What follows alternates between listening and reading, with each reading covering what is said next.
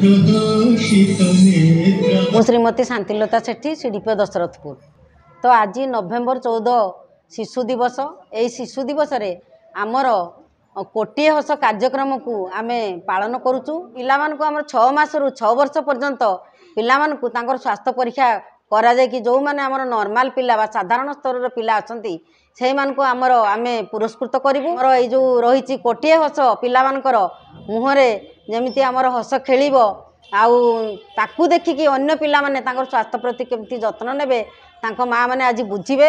ତା ସହିତ ଆମର ଶିଶୁ ଦିବସକୁ ଆମେ ଆଜି ପାଳନ କଲୁ ଆଉ ମାଆ ମାନଙ୍କୁ ଏ ବିଷୟରେ ଆମେ ଧାରଣା ଦେଲୁ। नमस्कार मु प्रदीप कुमार जेना सरपंच कनिकापड़ा ग्राम पंचायत प्रोग्राम होउछि तार किछि वृथा जाउनी लोक माने ग्रहण करूछन्त बोली आज आपण देखंतु शिशु मृत्युहार जोटा अपपुष्टिजनित शिशु मृत्युहार बहुत मात्रा कमी समस्त आह्वान रखिबी एई भली प्रोग्राम रे निजको शामिल करंतु और प्रोग्राम रे सचेतन होंतु और माँ मानक सचेतन करंतु ता सहित गोटे सुंदर सुस्थवान पिला जन्म करेंगे जे से जो सुंदर सुस्थ पिला जे कि भविष्य गोटे सुंदर नागरिक हो।